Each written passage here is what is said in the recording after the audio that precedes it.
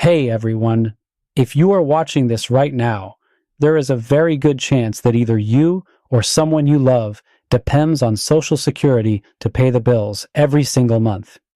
Maybe it is you, maybe it is your mom or dad, maybe it is your grandparents, or maybe you are someone who is getting close to retirement and counting down the days until you can finally stop working and start collecting those benefits you have been paying into your whole life. Well, I really need you to sit down and pay close attention to what I'm about to tell you, because something is happening right now in Washington that could change everything. There is a new bill working its way through Congress, and if it passes, it could actually shrink the size of your Social Security check. I am not talking about some far-off possibility that might happen 20 or 30 years from now. I am talking about changes that could start affecting real people in the very near future. And the worst part is that most Americans have absolutely no idea this is even happening because it has not been getting the kind of news coverage it deserves. So I am going to break this whole thing down for you today in plain and simple English so that by the time you finish watching this, you will know exactly what is going on, how it could hit your wallet, and what you can do about it. Let me start by explaining how Social Security works in the simplest way possible, because I think a lot of people do not fully understand the system, and that makes it harder to understand why these proposed changes are such a big deal. Social Security has been around since 1935. It was created during the Great Depression when the country was in terrible shape and millions of older Americans were literally starving because they had no money and no way to earn any. The government came up with a plan that was pretty straightforward. While you are working and earning a paycheck, a piece of that paycheck gets taken out and sent to the Social Security system. Your employer also kicks in a matching amount. Then, when you get old enough to retire, or if you become disabled and cannot work, the government sends you a monthly check based on how much you paid in over the years. Think of it like a deal between you and the government. You hold up your end by paying in while you are working, and the government holds up its end by paying you back when you need it. That deal has worked pretty well for almost 90 years, and it has kept millions and millions of older Americans out of poverty. But now, some people in Congress want to change the terms of that deal, and not in your favor. So here is the big question everyone keeps asking.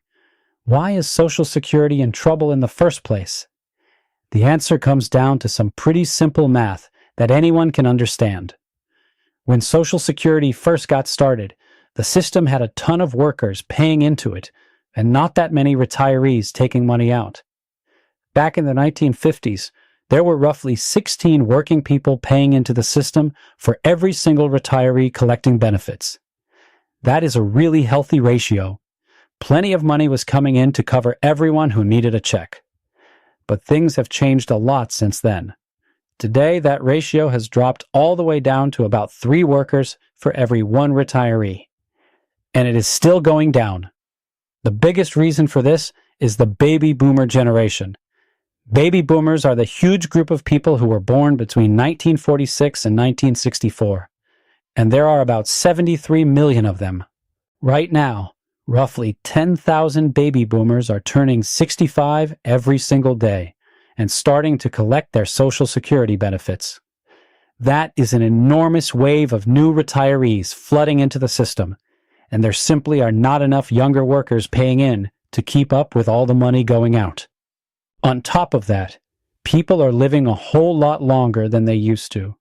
When Social Security started back in the 1930s, the average American only lived to be about 63 years old. So the program was not designed to pay people for decades and decades after they retired. But today, the average life expectancy is closer to 78 or 79, and plenty of people are living well into their 80s and 90s. That is wonderful news for all of us who want to live long and healthy lives. But it means the Social Security system has to pay benefits to each person for many more years than it was originally built to handle.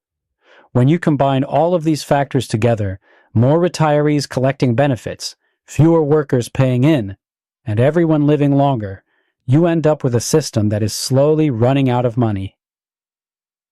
According to the official reports from the people who manage the Social Security Trust Fund, if nothing changes, the trust fund is expected to run dry by around 2033 or 2034.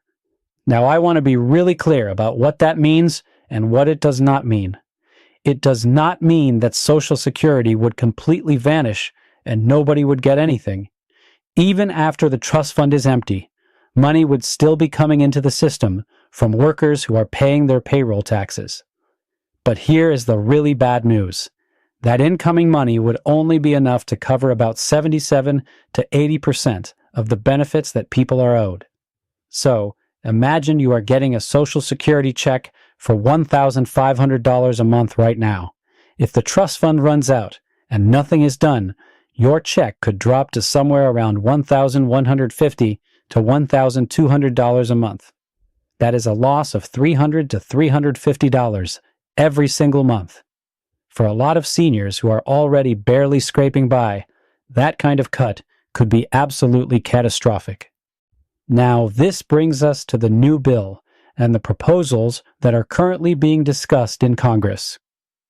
Some lawmakers say they want to fix Social Security and make sure it stays around for future generations. And on the surface, that sounds like a great thing. Who would not want to save Social Security? But when you dig into the details of what some of these lawmakers are actually proposing, you start to realize that their version of fixing Social Security involves making you the one who pays the price. They are not asking billionaires and giant corporations to chip in more. Instead, a lot of these proposals put the burden squarely on the shoulders of regular working people and retirees. And that is what has so many Americans upset right now. One of the biggest changes being talked about is raising the full retirement age. Let me explain what that means. Right now, if you were born in 1960 or later, your full retirement age is 67. That is the age when you can start collecting your full Social Security benefit, the whole amount you are entitled to without any penalty or reduction. You do have the option of claiming benefits as early as age 62, but if you do that, your monthly check gets permanently reduced. The earlier you claim before your full retirement age, the smaller your check will be for the rest of your life.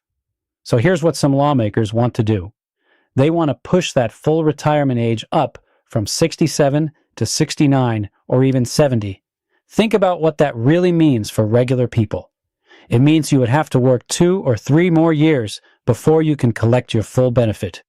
And if you still decide to retire at 62 or 65 because your body is worn out or your health is failing, your monthly check would be even smaller than it already would have been under the current rules. Now, this might not sound like a huge deal if you have a comfortable desk job and you are in good health. But think about the millions of Americans who do physically demanding work for a living. Construction workers, factory workers, nurses, truck drivers, warehouse workers, people who are on their feet all day long doing hard labor. A lot of these folks are completely worn out by the time they hit their early 60s. Their backs are shot, their knees are bad, their bodies simply cannot keep going. Telling these people they have to work until they are 69 or 70 to get their full benefit is not just unfair, it is cruel. And even for people who have desk jobs, not everyone is in good enough health to keep working that long. Health problems do not wait for you to reach your full retirement age. Another major change being proposed involves the cost of living adjustment, which most people know as the COLA. Every year, Social Security benefits are supposed to get a little bump up to help keep pace with rising prices. When the cost of food goes up, when gas prices climb, when your rent increases, the COLA is supposed to make sure your Social Security check grows a little bit too, so you can still afford the same things you could afford the year before. But some lawmakers want to change the formula that is used to calculate the COLA. They want to switch to something called the Chained Consumer Price Index, or Chained CPI for short. Now, I know that sounds technical, but all you really need to know is this. The chain CPI almost always produces a lower number than the current formula. That means if they switch to this new formula, your annual raise on your Social Security check would be smaller every single year. Now, you might be thinking, well, how much difference can it really make if my raise is just a tiny bit smaller each year? And in any single year, you would be right. The difference might only be a few dollars. But here's the thing about small differences. They add up over time, and they add up fast. After 5 years of smaller raises, you might be getting $50 or $60 less per month than you would have under the old formula.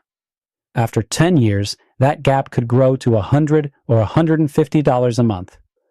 And after 15 or 20 years, you could be getting several $100s less per month than you should be. For someone who retired at 65 and lives to be 85 or 90, this change could cost them tens of thousands of dollars over the course of their retirement.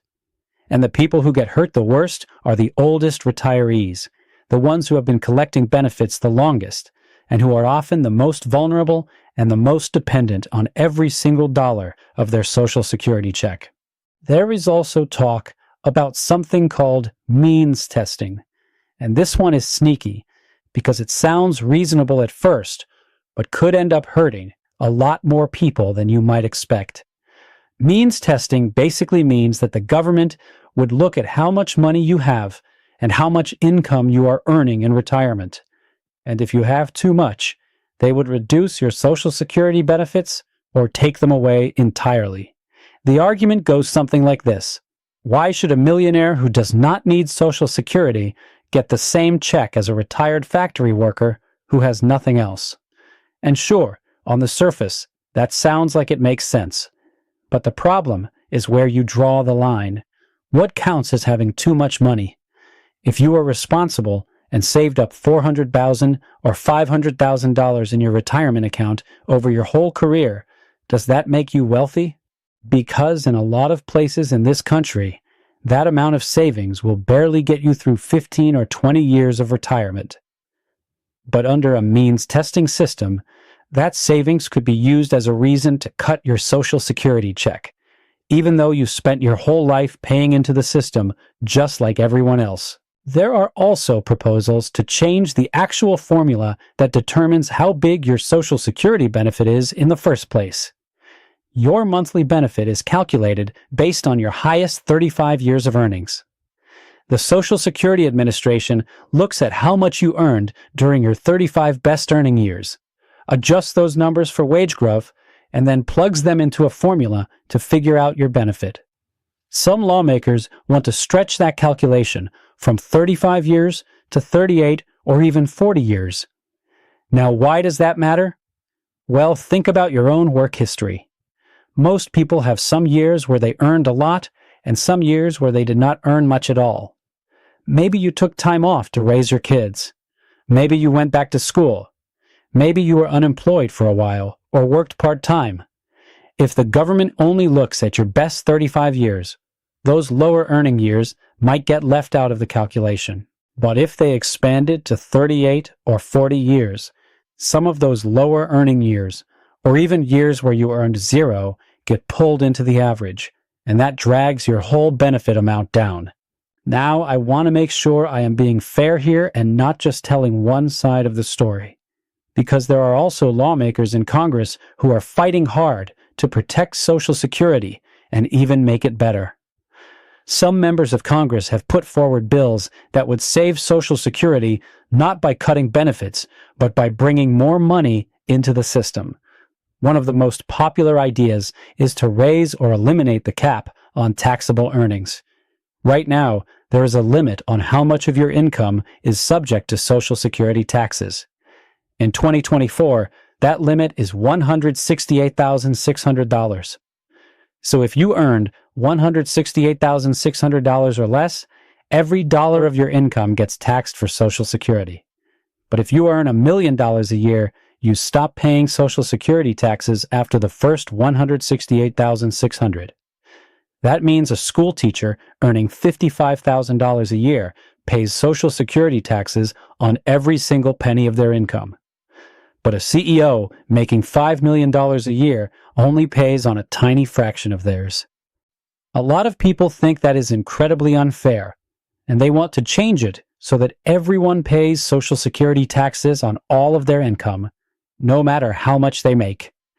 Experts say that this one change alone could extend the life of the Social Security Trust Fund by decades without cutting a single person's benefits. Other proposals include slightly increasing the Social Security payroll tax rate. Right now, workers pay 6.2% and employers pay 6.2% for a total of 12.4%. Some plans would bump that up by just 0.5% or 1% over several years. Most workers would barely notice the difference in their paychecks, but it would bring billions of additional dollars into the system every year. Polls consistently show that the majority of Americans, both Democrats and Republicans, would rather pay a little bit more in taxes than see their benefits get cut. But unfortunately, the lawmakers who want to cut benefits tend to be louder and more aggressive than the ones who want to protect them. Let me share some numbers with you that really put this whole situation into perspective. The average Social Security retirement benefit right now is about $1,900 a month. That comes out to roughly $22,800 a year. Can you imagine trying to live on that? In most parts of the country, that amount of money barely covers rent and utilities, let alone food, medicine, transportation, and everything else you need to survive. And yet, for about 40% of older Americans, Social Security makes up at least half of their total income. For roughly 1 out of every 7 elderly Americans, Social Security is basically the only money they have coming in. These are real people, your neighbors, your parents, your grandparents, and they are depending on every dollar of that check to keep a roof over their heads and food on their tables. Cutting their benefits is not just a policy decision. It is a decision that could push millions of vulnerable Americans into poverty. And it is not like seniors are living large on their Social Security checks right now. Many retirees are already making painful sacrifices every single day. They are skipping meals to save money on groceries. They are cutting their pills in half to make their medications last longer because they cannot afford the refill. They are keeping their thermostats set way too low in the winter because they cannot pay for both heat and food. They are choosing between buying their grandchild a birthday present and putting gas in their car. This is the reality for millions of older Americans right now, today, without any cuts. The thought of making their situation even worse is something that should bother every single one of us. So what can you actually do about all of this? Because I do not want to just scare you and leave you feeling hopeless. There are real steps you can take to protect yourself and fight back against these proposed cuts. The most important thing you can do is use your voice. Call your senators and your representative in Congress. You can find their phone numbers and email addresses online in about 2 seconds. Tell them that you oppose any cuts to Social Security benefits. Tell them you want them to find ways to strengthen the program without reducing what seniors receive. Show up at their town hall meetings and ask them directly where they stand on Social Security. Politicians pay attention when their phones start ringing off the hook and their email inboxes are overflowing. They want to get reelected, and if they know that their voters are watching them closely on this issue, they will think twice before voting to cut your benefits. Beyond making your voice heard politically, you should also take steps to protect your own financial future. If you are still working, try to save as much as you possibly can. Put money into your 401k, your IRA, or any other retirement savings account you have access to. Build up an emergency fund. Pay down your debts. The more financial cushion you have, the less devastating any potential Social Security cuts will be. If you are already retired, take a hard look at your budget and see if there are any areas where you can reduce spending, even a little bit. Every dollar counts when you are living on a fixed income, and if you have not done it already, consider talking to a financial advisor who can help you plan for different scenarios, including the possibility that your Social Security benefits might be lower than expected. You should also make sure you understand all of your Social Security options so you can maximize your benefits as much as possible. For example, if you can afford to wait, delaying your Social Security claim past your full retirement age can boost your monthly check by about 8% for every year you delay, up until age 70. That is a significant increase that can make a real difference over the course of your retirement. If you are married, there may be spousal benefit strategies that could help you and your partner get more money out of the system. Every person's situation is unique, so it pays to do your homework and figure out the best strategy for your specific circumstances. I also want to push back against something you might be hearing from certain people, and that is the idea that Social Security is doomed and there is nothing we can do to save it. That is absolutely not true, and anyone who tells you that is either misinformed or trying to scare you into accepting benefit cuts without a fight. Social Security has a funding shortfall, yes, but it is a problem with real solutions. We could fix it tomorrow if Congress had the guts to do it.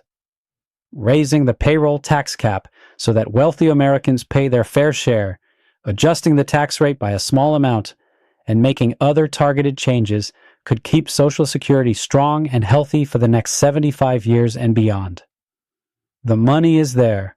The solutions are there. What has been missing is the political courage to stand up to the wealthy special interests who would rather see your benefits get cut than pay a penny more in taxes. Let us also remember what Social Security has accomplished for this country. Before Social Security existed, almost half of all older Americans lived in poverty. Think about that. Nearly 1 out of every 2 elderly people in the richest country on earth was poor. Today, thanks largely to Social Security, the poverty rate among seniors has dropped to around 10%. This program has been one of the greatest anti-poverty tools in American history. It has given dignity and security to generations of older Americans who worked hard their whole lives and deserve to spend their final years without worrying about whether they could afford to eat. Weakening this program, cutting these benefits, going backward on this progress, that is not something we should accept without a serious fight. And let me leave you with this final thought. Social Security is not a handout. It is not charity. It is not welfare. It is money that you earned with your own sweat and your own labor over decades of hard work. Every single paycheck you ever received had Social Security taxes taken right out of the top. You did not have a choice about it. The government took that money and promised you that it would be there when you needed it. You held up your end of the bargain. Now it is the government's turn to hold up theirs. Do not let anyone tell you that you do not deserve what you were promised. Do not let any politician take away what you already paid for. Stand up, speak out, and fight for what is yours. Share this information with everyone you know, your friends, your family, your coworkers, your neighbors. Make sure everyone understands what is at stake, because when enough Americans raise their voices together, even the most stubborn politicians in Washington have to listen. Social Security belongs to the people, and it is up to the people to protect it.